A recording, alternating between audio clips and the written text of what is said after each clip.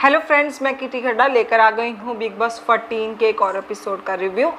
तो चलो आज के एपिसोड की बात करें तो इसकी शुरुआत होती है हमारे टास्क से, जिसमें कि सिद्धार्थ शुक्ला बाइक पे बैठ जाते हैं और लड़कियां बहुत अच्छा परफॉर्म करती हैं। और इसमें सबसे ज़्यादा अच्छी अगर परफॉर्मेंस देखी जाए तो वो पवित्रा और निकी तंबोली की रहती है। पवित्रा तो पूरा भाई गिर जाती है सिद्धार्थ शुक्ला पे कि ये टास्क तो मैं ही जीत कर जाऊँगी। और इसके बाद होता है नेक्स्ट टास्क, जिसमें कि सिद्धार्थ शुक्ला बारटेंडर बनते हैं और लड़कियों के ग्लासेस में जूस मतलब कोल्ड ड्रिंक डालते हैं और लड़कियों को वो कोल्ड ड्रिंक बचा के रखना है, जिसके ग्लास में एंड तक कोल्ड ड्रिंक बचता वो जीत जाती। और ये मोहतरमा पता नहीं क्या समझ रही थी, गिलास ले लिया और अपना अपना रास्ता चुन लिया, एक इस तरफ एक इस तरफ एक इस तरफ, और तीनों बहुत धीरे धीरे धीरे की थोड़ा सा भी ना गिर जाए धीरे धीरे धीरे घूम रही थी। वैसे ये अगर ये टास्क कंटिन्यू भी हो जाता तो मुझे लगता कि बहुत ही बोरिंग हो जाता, क्योंकि तीनों अपने बचाने में लगी हुई थी। मतलब उनको कोई मतलब नहीं था कि एक दूसरे का गिराना भी है या एक दूसरे को डिस्ट्रैक्ट भी करना। तो इतने में ही वैसे शहजाद उनको टाइम भी नहीं देते। शहजाद आते हैं और फटाफट से आके निकी तंबोली पर अपनी जो पर्सनल खुंदस है वो निकालते हुए उनका गिलास गिरा देते हैं। और निक्की जी को गुस्सा आता है तो वो पवित्रा के गिलास गिरा देती है। और पवित्रा जी का तो गुस्सा तब उनसे पंगा मत लेना भाई। वो जाती हैं और जैस्मीन के गिलास गिरा देती हैं, लेकिन जैस्मीन का एक गिलास बच जाता है, पर पवित्रा जी उसको भी बाद में गिरा देती हैं कि भाई इसका कोई मतलब नहीं बनता अगर उसमें कोल्ड ड्रिंक नहीं है। लेकिन जैस्मीन थोड़ा एफर्ट्स दिखाती है, वो अपनी ट्रे को लेके घूम रही होती है कि नहीं भाई इसमें थोड़ा कोल्ड ड्रिंक है तो मैं इसको लेके घूमूंगी। सब उसको समझाते हैं लेकिन वो बोलती है कि नहीं मैं इसको लेके घूमूंगी। लेकिन एंड में जब सिद्धार्थ उसको समझाते हैं कि मैं बुक पढ़ के आया हूँ कोई मतलब नहीं है, तो जैस्मीन उसको रख देती है। और उसके बाद शहजाद और सिद्धार्थ के बीच थोड़ी आर्ग्यूमेंट हो जाती है। सिद्धार्थ उसको शहजाद को समझाते हैं कि जैसा तूने फर्स्ट डे बोला था कि मैं लड़कियों पे नहीं चिल्लाता हूँ, लड़कियों के साथ बदतमीज़ी नहीं करता हूँ, तो तुम वैसे बिल्कुल नहीं हो, तुम भी लड़कियों के ऊपर चिल्लाते हो।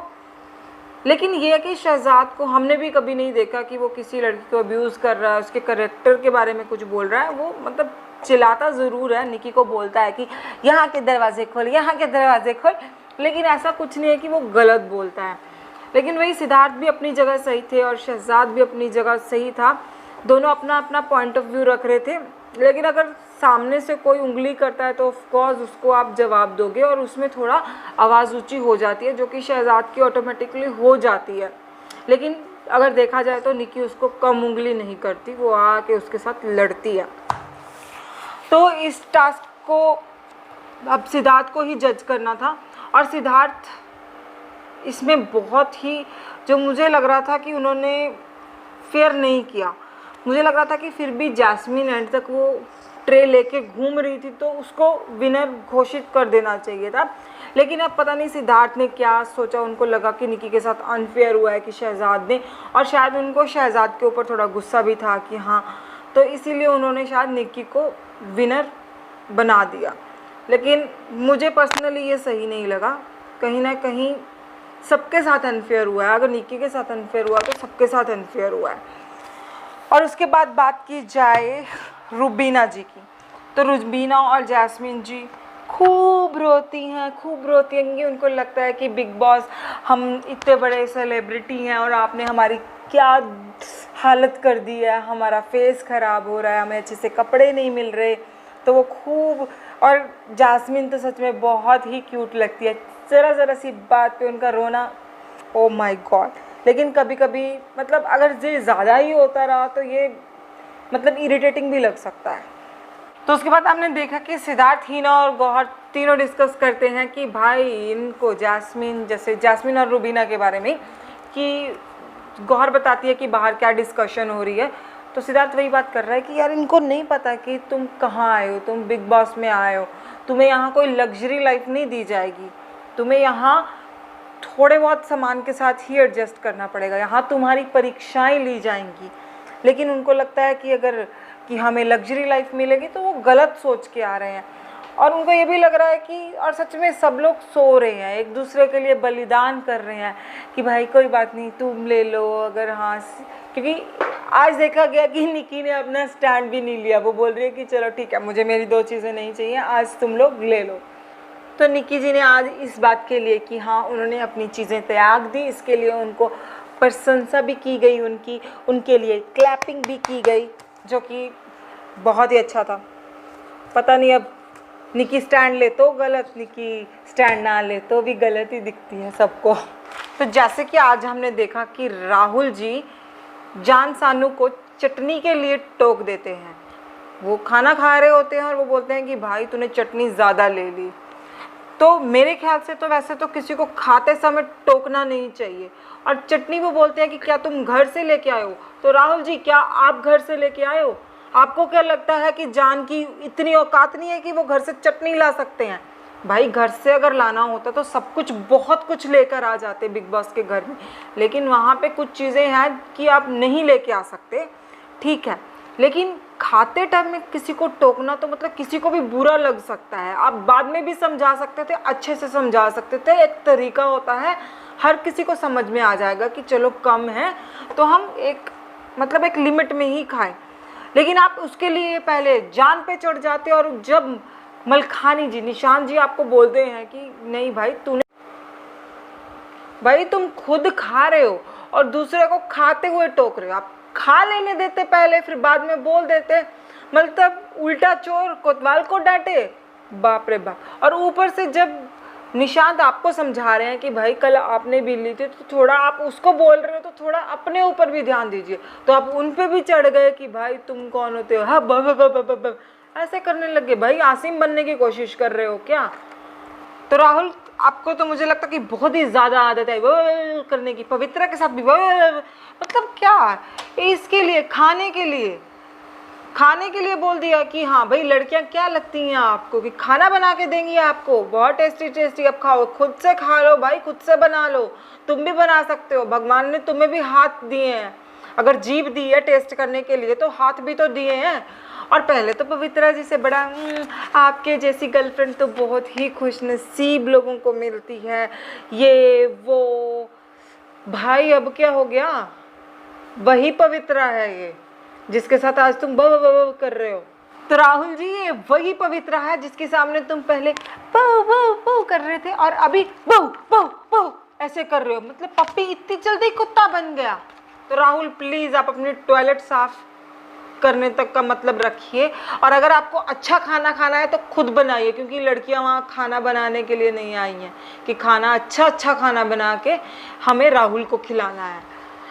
और अगर बात की जाए इजाज़ खान जी की, तो आज उन्होंने एक बहुत ही अच्छी स्टोरी सुनाई कि हाँ उन्होंने एक डॉगी को सड़क से उठाया और उनको पाला, और मतलब वो स्टोरी बहुत अच्छी लगी। लेकिन आप रोए क्यों भाई? रोने का मतलब मुझे समझ ही नहीं आया।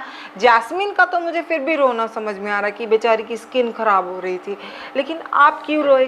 कैमरे के सामने आपको भी सिंपैथी चाहिए भाई। हमें लग रहा था कि आप बहुत ही एक स्ट्रॉन्ग पर्सनैलिटी हो और अपनी पर्सनैलिटी बहुत अच्छे तरीके से आप कैमरा पे दिखाओगे कि मैं इजाज़ खान है क्या, लेकिन जैसे आप रोए तो लग रहा था कि जैसे आप सिंपैथी लेना चाह रहे हैं। मुझे तो समझ में ही नहीं आया पहले कि आप रोए क्यों।